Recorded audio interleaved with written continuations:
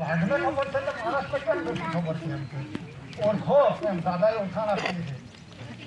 દાદા કોણ છે અને એના માટે 64 ધરી રાષ્ટ્ર 142 ડેલિગેટ્સ સર્વ સહમતિ આપી છે. આપણો તો ગામનો તલાટી સરપંચ મામલતદાર એ ના ગાંઠે. જોઈ લેજો કોઈ પણ કામની અંદરમાં હોય ને તો મામલતદાર બી આપણને ના કાઢે, એનો ક્લાર્ક હોય અધિકારી એ પણ ના કાઢે. ના થાય કઈ શું કરી લેવાનું?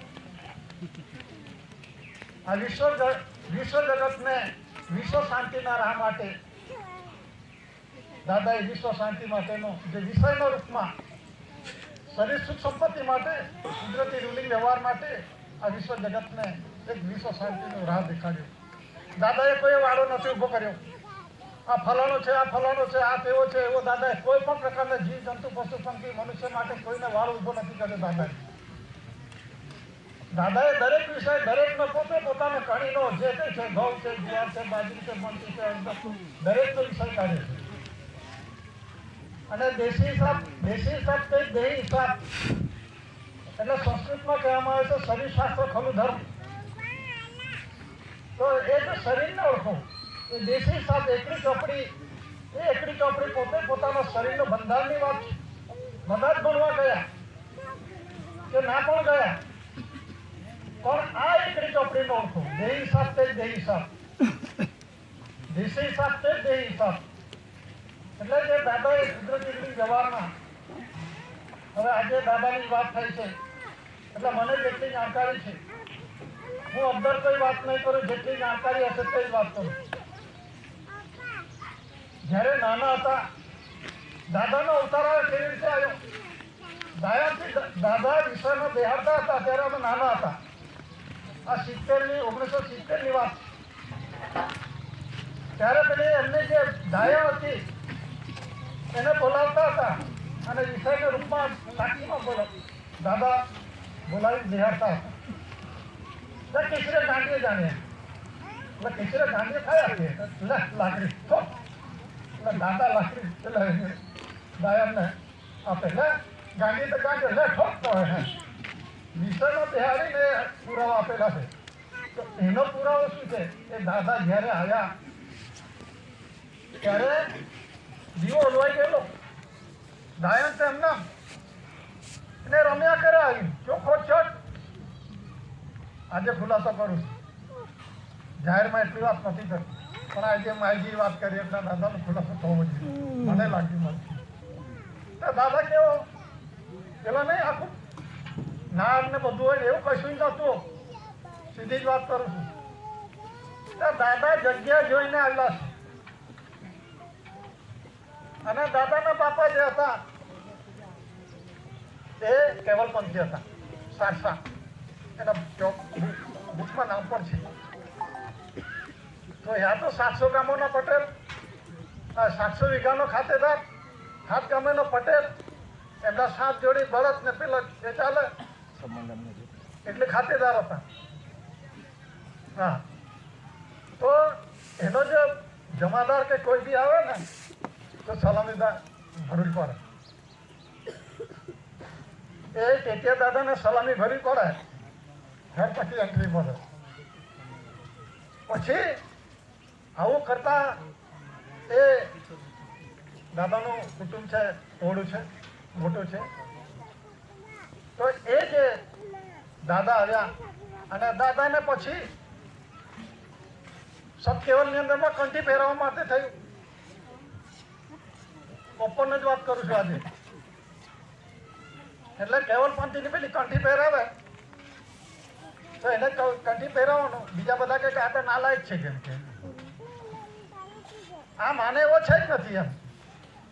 બધા જ એને ગાંડ્યો જ કે દાદા બી કહેતા હતા.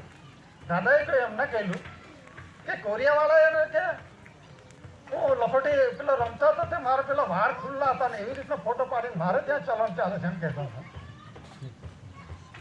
મારી જોડે ઝેરોક્સ કોપી છે, લગભગ ઘરે હશે, અત્યારે અહીં નથી. એ દાદાને મોઢાની વાત. તો એ જે ટેટિયા દાદા હતા તો તે વખતે એમને તો 700 વીઘાનો ખાતેદાર, 7 ગામેનો પટેલ, આવું બધું ઘઉં દલાલી એટલે એમને ત્યાંથી બધા સાધુ સંતો આવે સાદો સંતો આવે એટલે પેલું તો શું છે, ઘી દૂધ લાડુ ખાવાના બધું હારવાનું પડે ને. બ્રાહ્મણને પેલા સાધુને શું હારવાનું ખાવાનું છે ને, એટલે બધા જ આવે. એટલે એને કંઠી બંધાવવાની વાત કરી, એવો લાગતો નથી. પણ પ્રયત્ન બધા નિષ્ફળ નીવડ્યા. તું બહુ ડીપમાં નથી જતો, આટલેથી છોડું છું.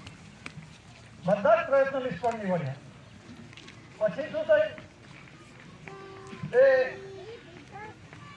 આપણે એક બાવટાઓ આવે. તો બાવટાઓ આવે એટલે પહેલા અમે આજે અત્યારે સત્યવનનું મંદિર બનાવ્યું, ત્યાં ખાખરાઓ ને ત્યાંથી થોડું પાણી જાય ને તે કતોડું અમે મારી જિંદગીની અંદર આટલા વર્ષ થયા ને, 65 વર્ષ થયા, હજુ સુધી ઉકાયું નથી. મોટી મોટી નદી ઉખાઈ જાય છે, તમે એ પણ જોઈ લેજો. ઉખાયા હતા નહીં ઉખાયા. એની અંદર વર્ષોથી એ પ્રમાણે જ છે.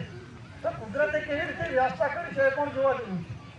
આપણે તો જાણતા નથી આ પાણી હોય છે, વયા કરે છે, બંધ એવું નથી. આટલી પૂર્ણા નદી છે, આટલી મોટી નદી ઉકાઈ જાય છે, પણ એ કતોડું ઉખાતું નથી. આ કેવું એ જગ્યા છે એ પ્રમાણે આપણે જોવાનું છે. તો એ જગ્યા પર બધા બાવટા આવે એટલે હવારમાં પહેલા નાહવા જાય. નાહવા જાય એટલે દાદા બી ગયા. હવે અમને નહાડવા કેમ ના, એટલે એ આગળ ગયા. એ પથ્થરો હતા તો જઈને પછી દાદાએ કપડાં કાઢ્યા, કપડાં કાઢી દીધા, પછી ચામડું ઉતારી દીધું, પછી હૃદય કાઢી દે ઉપર મૂકી દીધું. જોજે એમના ઢોંગ કેવા છે. દાદાને ઓળખી લો, એની વાત કરું છું. દાદા કોણ હતા અને એના પુરવાર વિશ્વ જગતને મનાવી. અને પછી હૃદય છે ને પથરા પર મૂકી દીધું. અને પેલો છે ને આ હાડકા કરે ને આમ કરી પલાળીને ઝપોટીને ધોઈ લાગ્યો. એટલે પેલા જોઈ ને નાખા એ દિવસથી આવવાના બંધ થઈ ગયેલા. પછી એ પેલું ખૂણા પર હતો ઢોલવાળો જેવો, એમાં પથ્થરો હતા. પેલા બળદો તો પેલા બહુ પાવરફુલ હતા, તો બધા નીચા થઈ ગયા, નાના થઈ ગયા. અમુક હોય છે નો ડાઉટ, જેને જે પ્રમાણે. પણ દાદાને તો જે બળદો હતા ને પાવરફુલ બળદો, ગાડી જોડી અને પથરા ભરી લાવ્યા. ભરે પણ પેલા બળદ જ નહીં ચાલે. એ દાદાએ શું કર્યું, પાછળ બળદ બાંધી દીધા, જાતે ખેંચી લાવે, જાતે ખેંચી લાવે. તે બળદ કે ખેંચી ને તમારે ખેંચવું પડ્યું છે. મારે ખેંચવાનું. એટલે આ બધી વસ્તુ જે તે સમયમાં. અને આપણે હરિચંદદાસજી પેલું રઘુવીર મહારાજ, યસ રઘુવીર મહારાજ જે સારસાના સતકેવલના એ ખાસ બહુ જાણકાર હતા. તો એક વાર દાદાએ પૂછ્યું, રઘુવીર મહારાજ આ બધું ક્યારે થશે અને શું થશે? તો રઘુવીર મહારાજે કહ્યું, કેસરીસિંહ ભાઈ હું તને હારી ઓળખું કે તું વાંચતા મને પૂછીશ? હું તને હારી રીતે ઓળખું કે તું શું કરવા મને પૂછાઈ શકે? બધું જ તું જાણે છે, મને પૂછે શું કરવા? એટલે એ ધૂણો ધગાવીને તપ એ પ્રમાણે ધૂણો કરતો હતો. આપણે ક્યાં સુરત પાસે આપણે સારું ગામ ત્યાં એને તપ કરેલો, ઉમરા, યસ ઉમરા.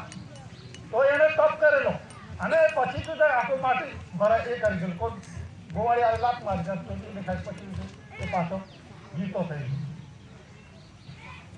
એવા વાત શું હતા.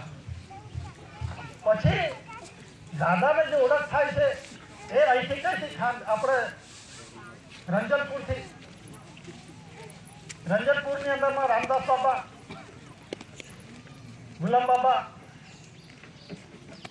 એ આખી દુનિયામાં સફર કરતા હતા.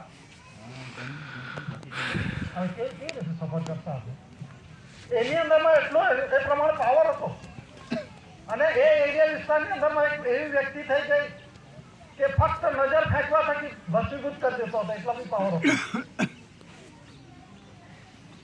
એવા બી પાવર થઈ ગયા. તો આ ફરવા જાય છે ત્યારે બે જણા વાતો કરે છે. હું કોઈની જે હકીકત છે એની વાત કરું છું, કોઈ ઊંચું નીચે એવું નથી વાત કરતો. દાદાની ઓળખાણ પોતે કેવી રીતે કરાય એની વાત કરું છું. કે દાદા સરોપરી છે, રંજન જે રામદાસ બાબા એ ઊંચા નીચે એવું કહે છે, એને જે ખુલાસાઓ છે એની વાત કરું છું. જીવની ઓળખાણ કેવી રીતે હતી એની વાત કરું છું. તો એ જ્યારે આવતા હતા ત્યારે આપણા વિશ્વની અંદરમાં, આ દેશની અંદરમાં કે વિશ્વની અંદરમાં આપણા જેવો કોઈ છે કે એમ એવું વાતો કરી એટલે દાદા કે ઉભા રહો નહીં આવું કે હું ઊભો છું એટલે આયા. આ જીવડાને ત્યારથી ઓળખાણ છે, આ જીવોનો. અને દાદા કોણ છે? દાદાનો જે કુદરતી રૂઢિ વ્યવહાર છે, જે સ્વર્ગીય પ્રકાશિત ભૂમિ, હેવન્સ લાઇટ અવર ગાઈડ, કર્ણ કલ્ચરી light our father light our guide. એટલે જે કણીનો પ્રકાશ છે, બાપના ઘરે જવા માટેનો આપણને સ્વર્ગીય પ્રકાશિત રસ્તો બતાવે છે. અને એ જીવ ક્યાંથી આવે છે અને ક્યાં જવાનો